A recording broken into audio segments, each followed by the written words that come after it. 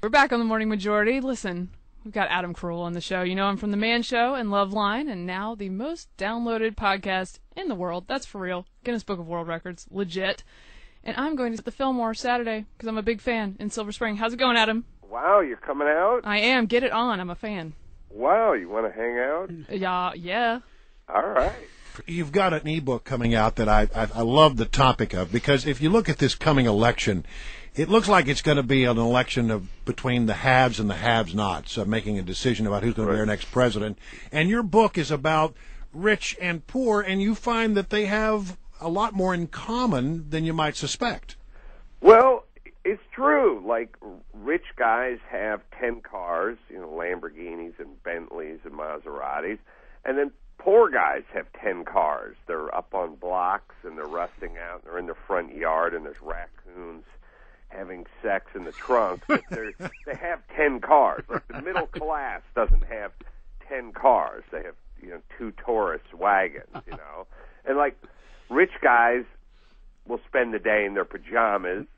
They're monogrammed. They're doing business by the pool, right. But they're spending the day. And then, like, poor guys will spend their day in the pajamas. Why can't we all get along then, Adam? Yeah, I don't know, because we've decided to craft a society which was somewhere in that rant, which was just a sort of spontaneous rant. But our society went from, like, when a father and his son were taking a walk and they saw a guy go by in a Rolls Royce, the father would say to the son, "There goes Mr. Johnson. He's very successful. You work hard one day, and you'll have a car like that."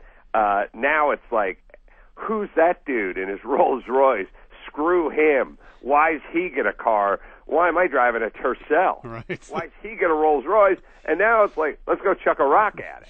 This is basically, it's really just basic envy that has turned to anger, and we don't know what to do with it. Like, we don't know how to metabolize it. It used to be real easy. That guy's got a bunch of stuff, and you don't, because he's probably smarter than you are, and he probably works harder than you do.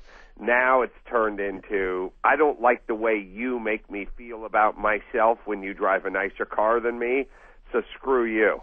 Well, you're part of the problem. You've got a podcast, number one in the world. You got you have TV shows. You've got books. You got ebooks. You're performing shows now. So you're not only like part of the 1%, but you're a job killer because you're doing the jobs that Americans want. So That's right. It's all on you. It's your fault, basically. Of why by the way, I have like 13 employees at my podcast. You're one of the mythic rich dudes that created jobs that no one believes exist in this town.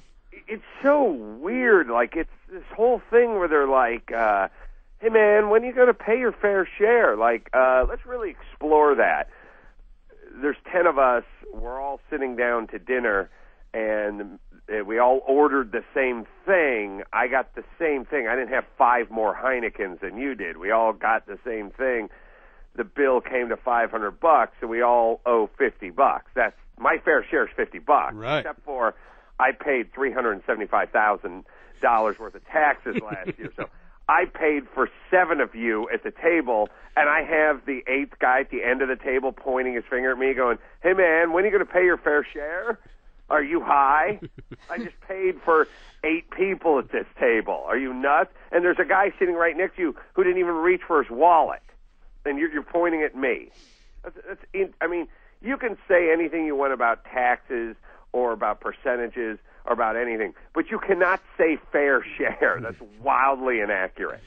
We're talking with Adam Carolla, who has a podcast, a comedian, obviously. He's on some TV shows. You're on the Celebrity Apprentice this year, so what'd you make of Trump? Trump is, like, he's one of these guys where it's very easy to dismiss him and call him a blowhard and everything before you meet him, and then you meet him, and it's pretty easy to dismiss him and call him a blowhard. I know he thought I was going another direction. No, he is like he's like, come on, please. And then you meet the guy in person, and you kind of straighten up. Like, you go like, "Oh, yes, Mr. Trump. How are you? That's a wonderful tie clip, Mr. Trump." Like, it's so funny. You get sucked into it. It's kind of like celebrities, like where you go, "Oh man, that guy's last 2 movies blew, man. And then you meet the guy, and you're like, oh, hey, I'm Matthew McConaughey. Great to see you. Now, did you call him Mr. Trump? No, I didn't call him Mr. Trump. I would just call him Trump or Donald or something. I realize I have almost no education, so I realize I do a lot of like, hey, you, hey, man. Like, I don't do, hey, dude, listen, seriously, dude. Like, I don't do a whole lot of addressing. I just grunt and then start talking. But are you the guy that everybody wants to throttle, or are you the guy who wants to throttle some other member of your team? No, I got along pretty well with everybody, and the guys' side of the ball got along pretty well. Just in general, the ladies. I hope you're all sitting down, but this is why there'll never be a female president. The ladies were all going at it. Really? Yes, they did not get along well at all. I can't even imagine. Did God, it got contentious in that boardroom. Did actually running a business help you on The Apprentice? Did the skills transfer? I've often wondered that about reality shows, or is it just totally out there? You know, the thing about the game is I would liken it a lot to the mixed martial arts, which is like one of the greatest legends in mixed martial arts history is Randy Couture, and Randy Couture's 17 wins and 11 losses. Like, you can be as good as you can be and as prepared as you can be and as strong as you can be, and you can just go out there and some guy just gets you in some sort of wrist lock and you tap out. Like, even if you're better than he is, S happens on that show. So just because, you could be, Stephen Jobs could get beaten out by Miss America right. on week number 3 just because of what? Fill in the blank. And that's kind of what's cool about the show. Not that Stephen would lower, well, you know what I'm saying. He couldn't do the show, but, Right. Not now. Not now. Right. Although I will guarantee there'll be at least one executive who's sitting around a board table next year when they're going over a list of people to try to get. One guy will raise his hand and go, "How about Stephen Jobs?" And everyone will just look at him and he'll go, "What? You don't think he'd do it?"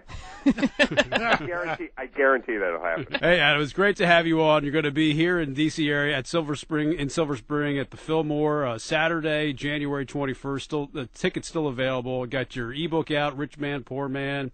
You're on Celebrity Apprentice. What else? Anything else? Did I miss anything? Oh, that's enough. I think you can, if you go to AdamCarolla.com, you can get the ebook. And the podcast is free, by the way. It's called a subscription, but it's free. And it's a blast. Thanks. Well, I mean, if you like football, construction, race cars, like any woman does, sign on. If you're a man or Mary Catherine, then sign on. Well, it's a pleasure to have you on. Thanks very much. Thanks, Best of luck. See you.